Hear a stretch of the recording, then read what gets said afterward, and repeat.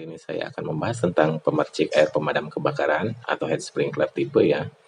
Jadi berdasarkan konstruksinya, head sprinkler itu bagian atas dalam ada orifice, ada threadnya bagian red luar setengah in, ada plug, ada frame, ada glass bulbnya, itu isi air raksa. Nah ini isi air raksa ini dia ada berwarna ya, ada warna orange itu mulai dari 57 derajat dia baru pecah, warna merah 68 derajat dan seterusnya sampai warna hitam itu bisa 227 sampai 260 derajat Celcius. Biasanya dipakai untuk keperluan di area ruang khusus ya, seperti garmen atau ada yang ada ruangannya agak panas gitu. Pertama, tipe konsil. Jadi ini tipenya seperti lampu LED ya, riches, rata dengan plafon. Dia ini harganya kisaran 300.000, 500.000 ya, kalau di online itu banyak. Ini dia kalau misalkan ruangannya itu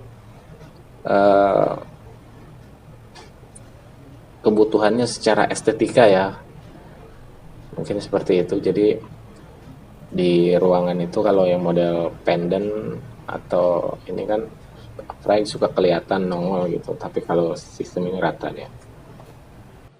Berikutnya tipe pendant, ini yang banyak dijumpai di gedung-gedung.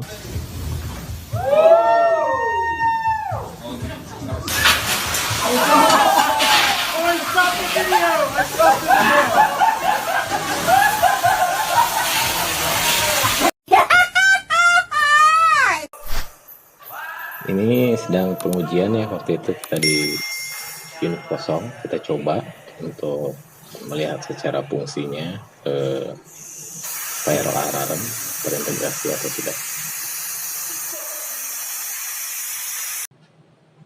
Selanjutnya tipe upright ya. Upright ini biasanya terdapat di area basement ya, di area basement atau yang ruangan yang di gedungnya itu nggak ada plafonnya.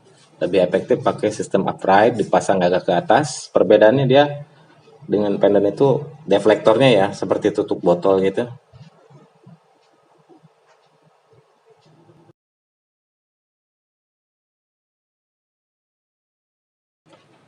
Oke, ini selanjutnya tipe sidewall. Biasanya dipasang di dinding, dimana ruangannya kalau misalkan dia ketinggiannya lebih dari 4 meter, 5 meter, 6 meter, seperti atrium gitu ya. Jadi kalau misalkan dipasang di ceiling kan nggak sampai gitu apinya ke atas, reaksinya lama, kurang efektif. Dipasanglah tipe upright ini di dinding. Ini saya dapat dari bahan-bahan waktu itu, bahan presentasi ya, waktu ikut pelatihan. Ada berbagai macam tipe. Dia model konsil juga ada yang konsil pendant, konsil resist gitu. Ini kode warnanya dengan suhunya, ini operating temperature sama minimum ambient temperaturnya ya, dengan berbagai glass bulb berbagai warna itu suhunya. Nah ini dia, ini sprinkler pendant ini yang saya maksud. Kalau di dalam ruangan cocoknya pakai pendant karena ada plafon ya, misalkan api dari bawah ke atas, karena apinya lebih rendah masanya, jadi dia merayap di plafon gitu. Jadi cocok sekali kalau dipasangnya tipe pendant gitu. Jadi sebelum hancur plafonnya dia udah kena sprinkler pecah gitu. Nah, kalau pemasangan upright di area basement ya yang nggak ada ceilingnya itu, ini juga metodenya seperti itu. Jadi tidak boleh lebih dari 15 cm ya ketika api merambat. Jadi kalau pemasangan lebih dari 15 cm, head sprinklernya nggak kena gitu, kurang efektif. Nah pemasangannya seperti ini ke atas ya kan, area podium basement biasanya. Nah ini kalau contoh yang salah ya.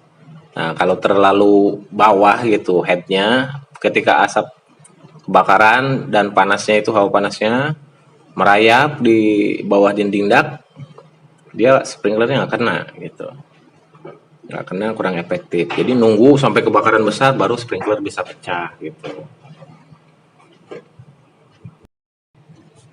Nah terus dari segi pemasangan juga ya, kalau pendant arahnya ke bawah gitu headnya, karena dia di bawah ceiling ya.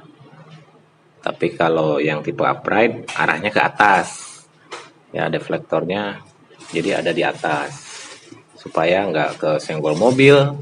Yang keduanya supaya jangkauan dari rambatan api itu lebih cepat ya, lebih efektif. Nah, makanya kan kelihatan nih tipe upgrade ini selalu head sprinklernya ke atas gitu.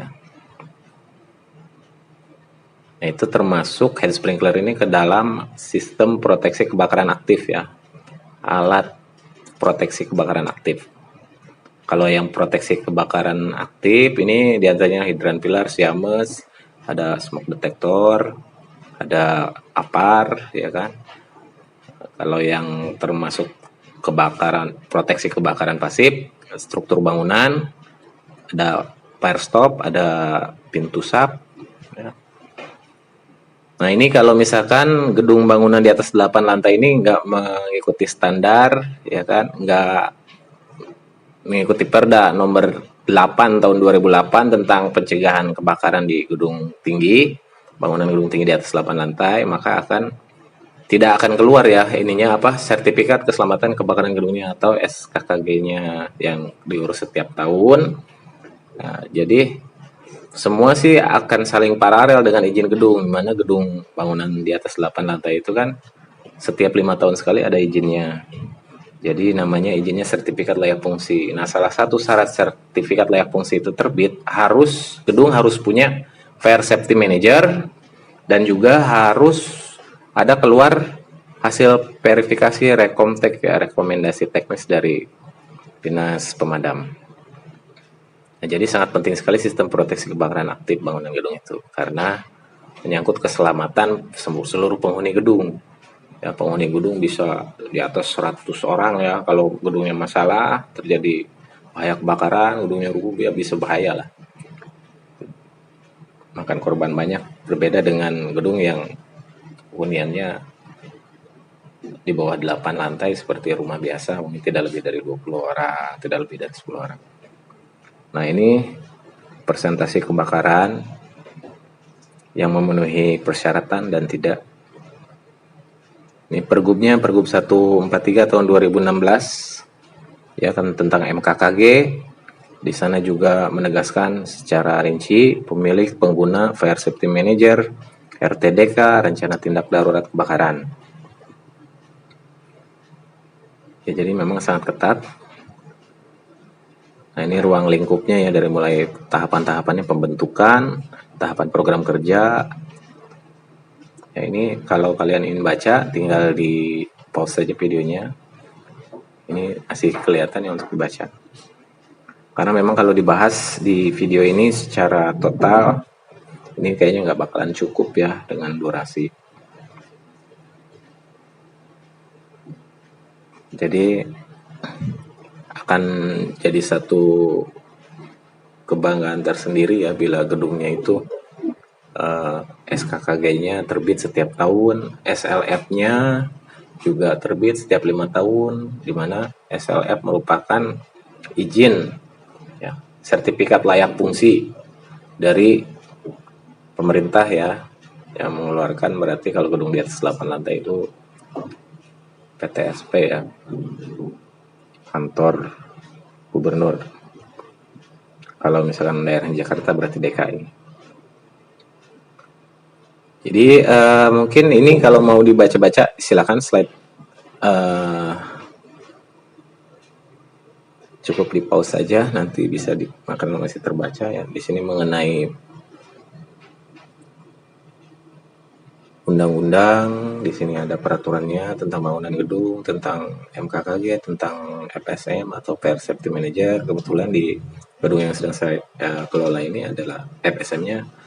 Saya sertifikatnya juga udah keluar, lulus.